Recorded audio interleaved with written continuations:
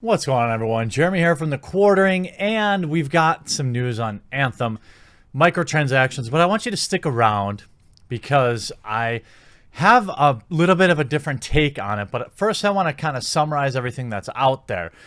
If you have been following, I have not been a huge supporter of Anthem, but I feel like I have been too harsh, and it has been unfair of me to be so rough on Bioware for the many, many reasons I dislike EA. So over the weekend, I logged into the VIP demo thanks to one of you kind people sharing a friend code with me and put some time into the game. When I could log in, when there weren't any other bugs, it was a visually stunning game, and when everything worked, it was quite fun. Is it hands down better game than Warframe, which is free to play? That remains to be seen, particularly because of the microtransactions. But I want to give the Bioware team a chance here to update us. By the way, on the microtransaction thing, I have reached out to Bioware. They did not return my request.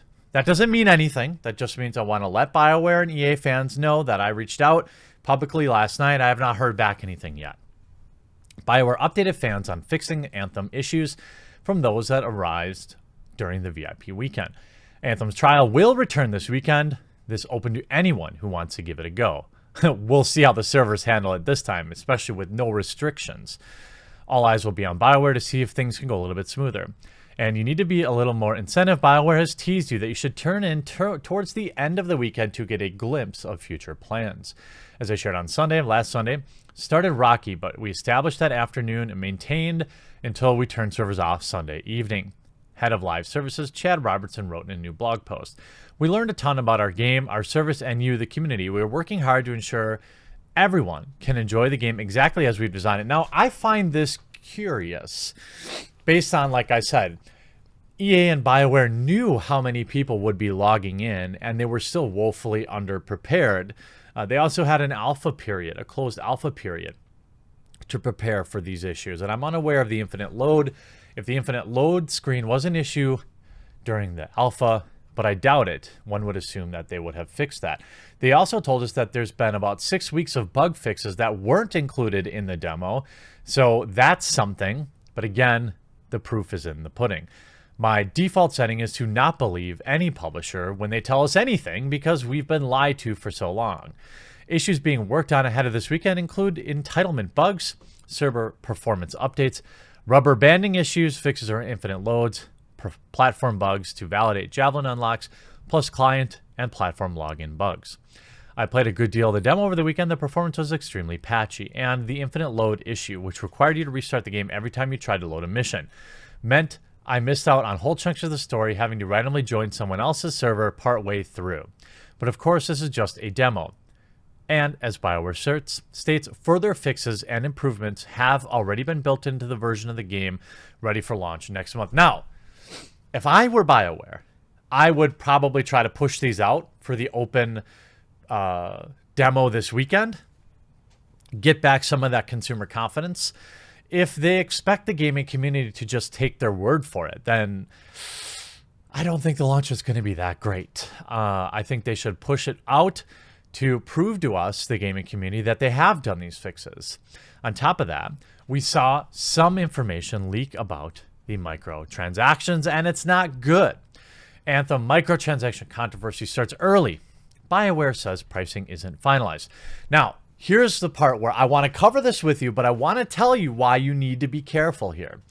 An image of Anthem's microtransaction store has surfaced on Reddit, prompting more than a few raised eyebrows. At first, the game pricing seems extortionate, with various cosmetic items going for $20 a pop. Shards are the game's premium currency, and based on what we know, 100 shards is $1. The picture shows Javelin paint jobs for 2,000 shards each. That's $20. This is the same kind of pricing you'd find in various free-to-play titles like Fortnite and full-price titles like Fallout 76, but we don't talk about that anymore. And here you can see the Guardian Armor Pack costing $20. You can see here's a Dreadnought Armor Pack, $20. You can see Gum on the Shoe costing $12. Now, every game can be purchased for in-game currency, meaning, for grinding. You could see the cost is 2,000, call it 20 US dollars, or 40,000 in-game coins. However, Bioware's Chris Schmidt was on hand to shed some light on the situation, stating that these prices don't represent final stamp for all of eternity pricing. This is why we try not to discuss things like pricing, because one of those iterative things that can be sure to change frequently right up until the day you play the game. In other words, pricing on show in the screenshot isn't final. It's also worth noting that Bioware previously has said no items will be locked by exclusively behind shards currency. Everything can also be bought with coins. So, assuming that you can earn coin at a reasonable rate, which remains to be seen, and let's just say I'm skeptical, you really can't complain too much unless the hours of grinding are ridiculous, which you can be sure I will do a video on. And why are we concerned? Because there are always things like this. Leaked details manipulating players via AI to increase microtransactions. This is something that we've always known is out there, and we saw with Activision actually patenting this type of thing, and we see a presentation about this using Anthem as a background. Now, maybe they're just using Anthem as a background just because. I'm not going to spend too much time on this because this rumor has not been substantiated, but I want to say that this is another reason people are always on guard, because we never really know. We never really know if they're looking to screw us over or not. Now, Chris Schmidt, whom I reached out to last night, says, hey there, one thing to keep in mind is that these don't represent final stamp for all eternity pricing.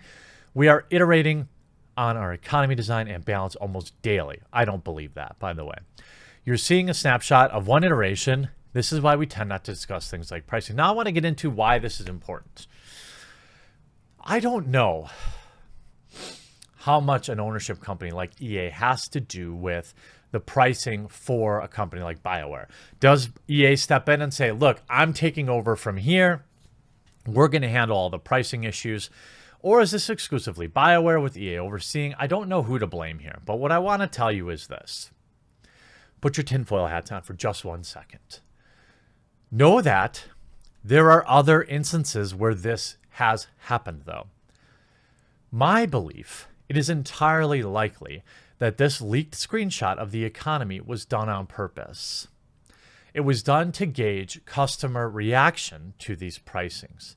It is also my opinion that these prices were never the intended original prices for these items.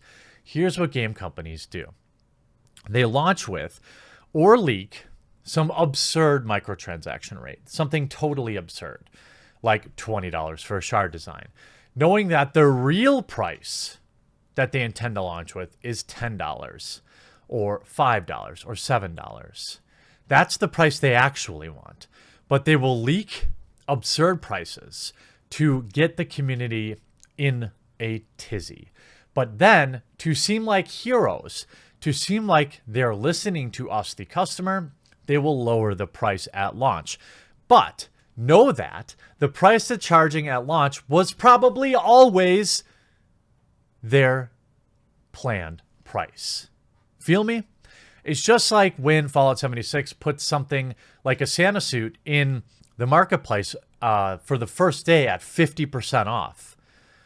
It's a marketing tactic. But this is far more devious. Now, I don't know that Bioware and EA are doing this, but we do know this happens. So be very careful about coming to EA's and Bioware's defense when they launch with a completely different currency or pricing structure, and know that it is entirely possible that they were planning on a second set of prices, but leaked this first set of pricing so that they could feel like, oh, hey, they're looking out for the community. Hey, they're our buddies. They're our pals. Always be skeptical. That doesn't mean you can't enjoy the game. That doesn't mean you can't enjoy life. That doesn't mean that you have to go around angry about everything all the time. But just know that I believe many of these leaks are done on purpose to gauge the community's reaction to types of pricing like this. This is how they know. They'll watch these conversations that happen. They'll see everybody saying, oh, well, the best you should pay is $10. And then everyone will seem like, and then EA and BioWare will come out and say, "Oh no, that was never going to happen. Are you kidding me? $20? Ha! We're for the gamers. These are only $10." But they were always going to be $10. Or if the community would have said, "Well, $20 isn't that bad," they would have left it at that. These people are devious. There are thousands of people employed across the country at video game companies whose sole job is to manipulate gamers and maximize revenue in these in-game economies, okay? So always be skeptical. I will continue to be skeptical, but I will play the Anthem demo, open demo this weekend, and I will report back next week on how it's going. I hope you enjoyed this video. If you're not an Anthem fanboy, you might just be a fan of the game, please remember to crush that thumbs up button on this video. It helps the channel a ton, and it might discourage blind dislikes from fanboys. I hope you enjoyed this video. We'll talk to you again real soon.